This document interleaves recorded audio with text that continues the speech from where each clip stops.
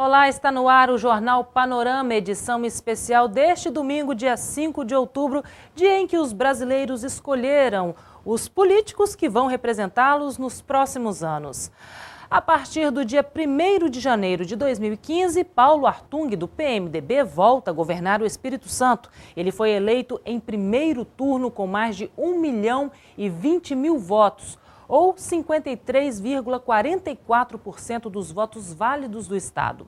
O atual governador Renato Casagrande, do PSB, que buscava a reeleição, foi o segundo mais votado. Ele recebeu pouco mais de 751.000 votos, o que representa cerca de 39% dos votos válidos. Em terceiro lugar ficou o atual deputado estadual Roberto Carlos, do PT. Ele recebeu pouco mais de 114.000 votos, ou 6% dos votos válidos. O eleito Paulo Artung retorna ao Palácio Anchieta 4 anos depois de deixar o cargo de governador. Confira um pouco da história política do futuro chefe do Executivo. O PMDBista Paulo Artung tem 57 anos e nasceu no município de Guaçuí. É formado em Economia pela Universidade Federal do Espírito Santo e deu início à vida política no movimento estudantil. Seu primeiro cargo eletivo foi de deputado estadual em 1982, com reeleição em 1986. 4 anos depois, foi eleito deputado federal. Em 93, assumiu a Prefeitura de Vitória e, após o término do mandato, ocupou a diretoria social do BNDES, o Banco Nacional do Desenvolvimento Econômico e Social. Em 1998, foi eleito senador. Em 2002, venceu a disputa para o Palácio Anchieta e 4 anos depois foi reeleito para o cargo. A nova corrida ao Palácio Anchieta tem o apoio da coligação O Espírito Santo Pode Muito Mais, formada pelo PMDB e mais 6 partidos. O candidato a vice-governador é o deputado federal César Colnago. A parte da manhã foi escolhida pelos candidatos a governador para votarem. Confira. 4 candidatos ao cargo de governador do estado votaram pela parte da manhã. O candidato Roberto Carlos, do PT, votou na PAI, em Laranjeiras. Ele chegou ao local por volta das 9h30 da manhã. A candidata Camila Valadão, do PSOL, e o atual governador Renato Casagrande, do PSB, votaram no Darwin, em Jardim da Penha. Camila chegou às 9 horas da manhã e Renato Casagrande às 11h30. E o candidato Paulo Artung, PMDB, votou às 11 horas na escola Álvaro de Castro, onde foi acompanhado de sua esposa. Os capixabas já tinham informações sobre os seus representantes para o governo do estado, Congresso Nacional e Assembleia Legislativa pouco antes das 9 horas da noite. A repórter Nicole Espósito acompanhou a apuração direto do TRE e tem informações para a gente. Nicole. Verônica, mesmo com problemas em alguns municípios que tiveram votação pelo sistema biométrico, o estado foi o terceiro a concluir a apuração dos votos. A demora aconteceu principalmente por conta de problemas na leitura da impressão digital de alguns eleitores. Em Boa Esperança e Itapemirim, a votação só foi encerrada após as 8 da noite. Há municípios, como ocorre conosco, nos quais as profissões exercidas desgastam as mãos, como aconteceram nesses municípios em que atrasou. Por exemplo, eles são o quê? Lavradores, gente que trabalha na construção civil, são pescadores. Então chegam lá, registram a sua digital, mas quando vão votar, 1 ano, 2 anos depois, a digital foi alterada. A partir de 1º de fevereiro, o Parlamento Capixaba também vai ter cara nova. Dos 30 deputados atuais, somente 14 permanecem na nova legislatura. Confira quem foi reeleito e os demais candidatos que conseguiram uma vaga na Assembleia Legislativa. Almir Vieira, PRP. Amaro Neto, PPS. Bruno Lamas, PSB. Cacau Lorenzoni, PP. Da Vitória, PDT.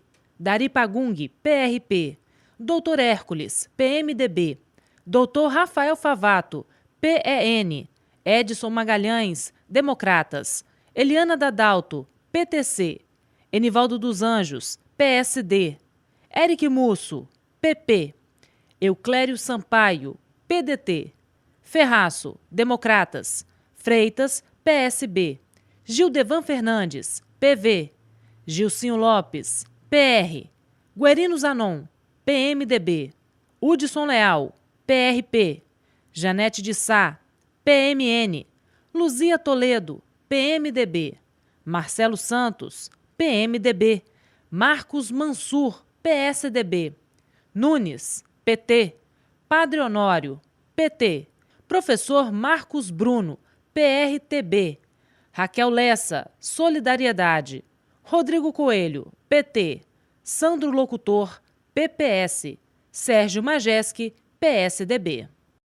Em Vitória, apesar das filas, a votação foi tranquila. A principal reclamação era sobre a transferência de local de sessões eleitorais.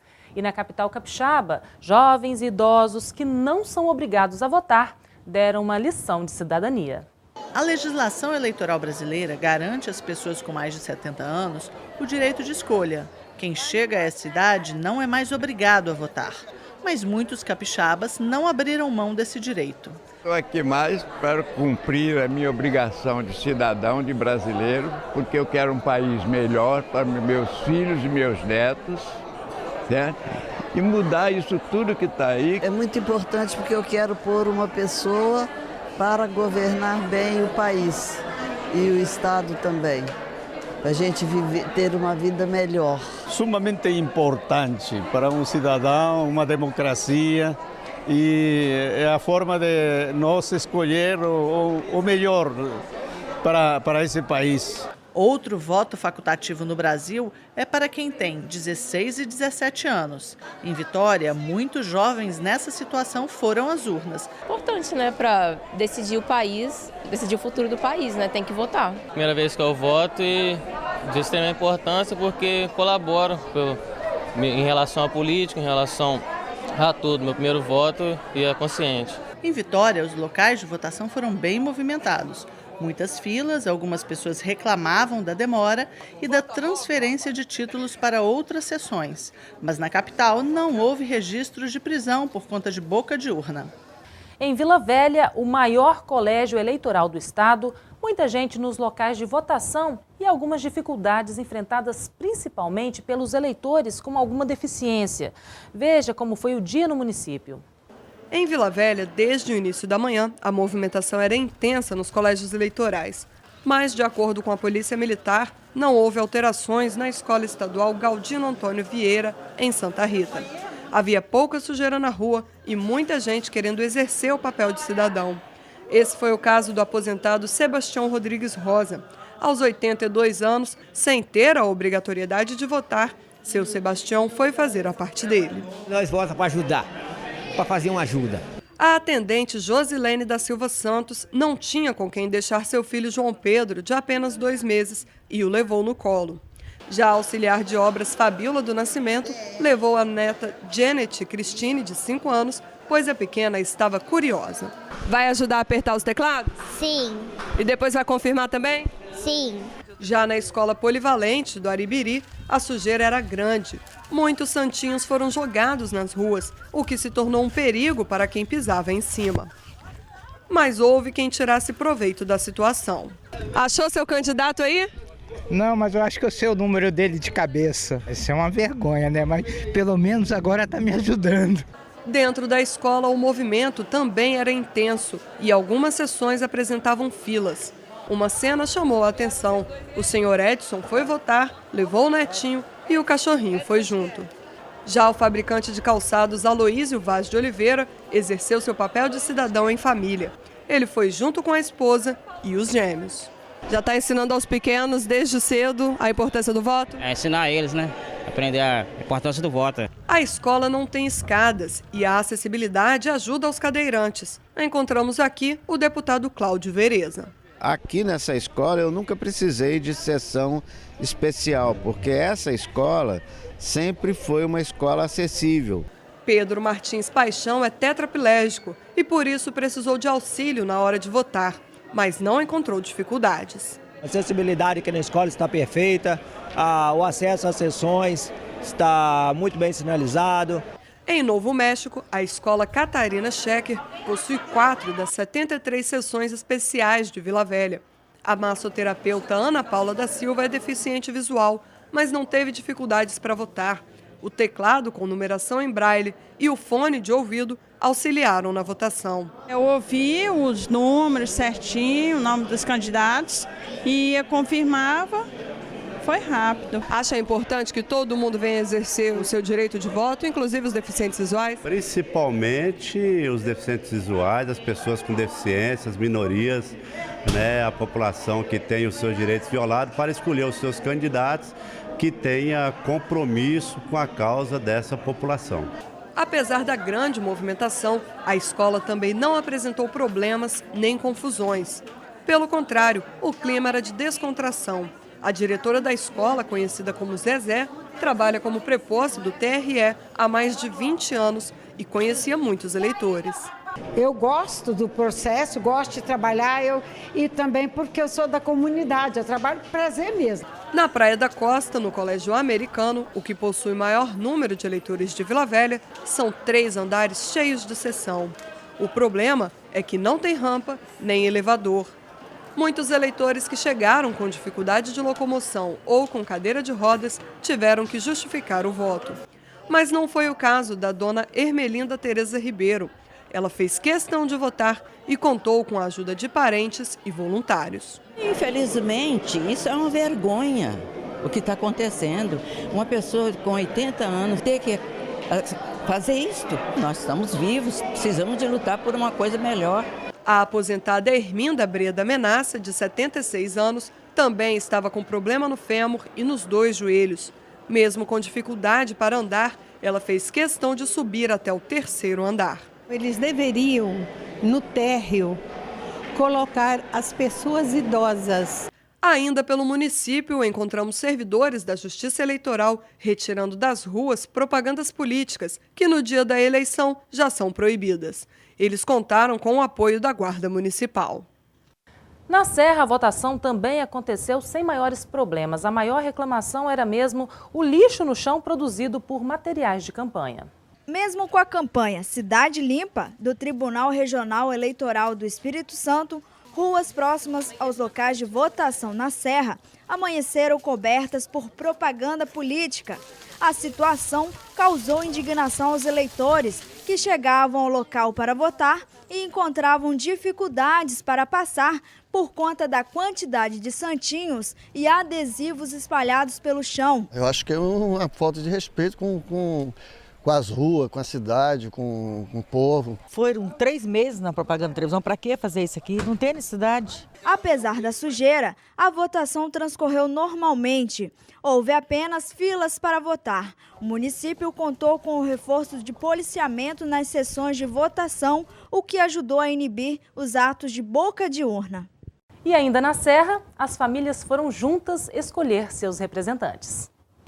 O clima familiar marcou o dia dos eleitores do maior local de votação da Serra. A escola Dr. Pedro Felrosa recebeu em suas 24 sessões cerca de 9.800 eleitores. A maioria foi acompanhada da família para escolher os candidatos, como aconteceu com Matheus da Silva Ferreira. Aos 18 anos, ele votou pela primeira vez. Importante porque eu estou exercendo a minha democracia, né? É um direito meu como cidadão. Eu acho importante por isso. E nas decisões lá, né? Escolher, votar pessoas que vão me representar lá no Legislativo e no Poder Executivo. Votação sem grandes problemas também em Cariacica. Veja como foi o dia dos eleitores no município. No 4º maior colégio eleitoral do estado, durante a tarde a movimentação já era menor. Muitas pessoas já haviam votado pela manhã. Pela manhã o movimento foi grande, tivemos fila rodando, mas agora à tarde já foi bem mais tranquilo. Do lado de fora da Escola Maria de Lourdes, em Alto Laje, o comerciante Jair Terra aproveitou para lucrar um pouquinho.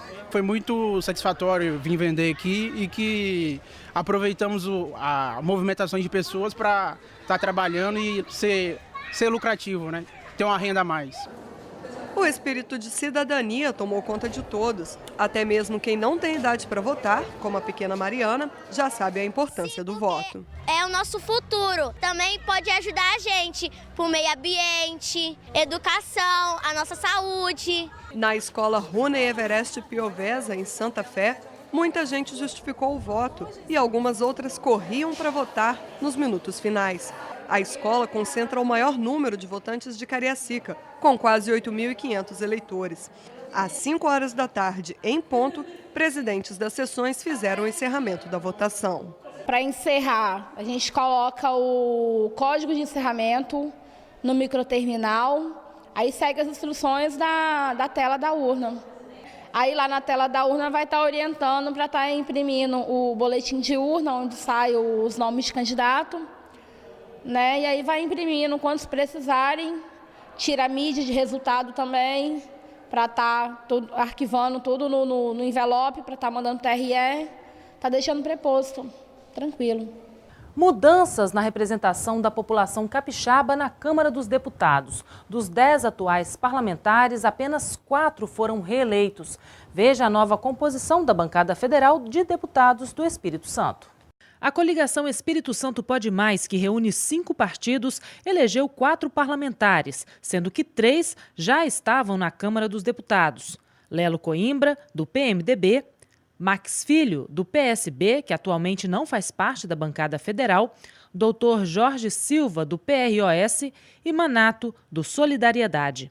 Já a coligação com a Força do Povo Capixaba, que reúne 2 partidos, fez 3 deputados federais, todos novos na composição da Câmara. São eles Sérgio Vidigal, do PDT, e os petistas Helder Salomão e Givaldo Vieira. A coligação Unidos pelo Espírito Santo, que reúne 7 partidos, obteve 2 vagas na Câmara. Evair de Melo, do PV, e Marcos Vicente, do PP, os 2 sem mandato atualmente.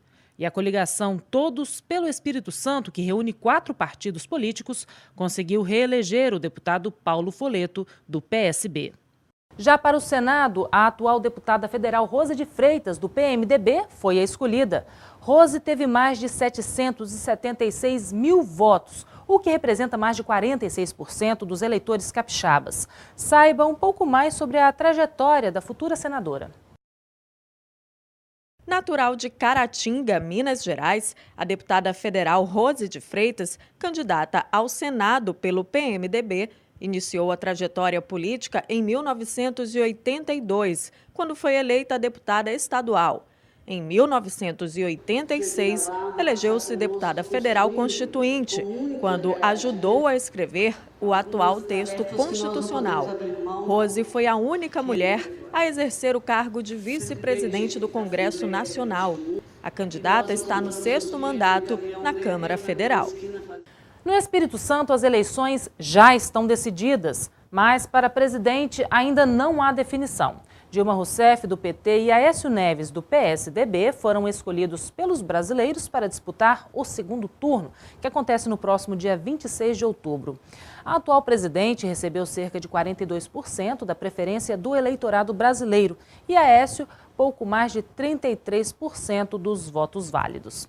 E o Jornal Panorama Especial Eleições fica por aqui. Na segunda-feira, a gente volta com mais informações sobre o quadro eleitoral do Espírito Santo decidido pelos capixabas. Muito obrigada pela audiência de sempre e a gente volta a se encontrar nesta segunda-feira. Até lá!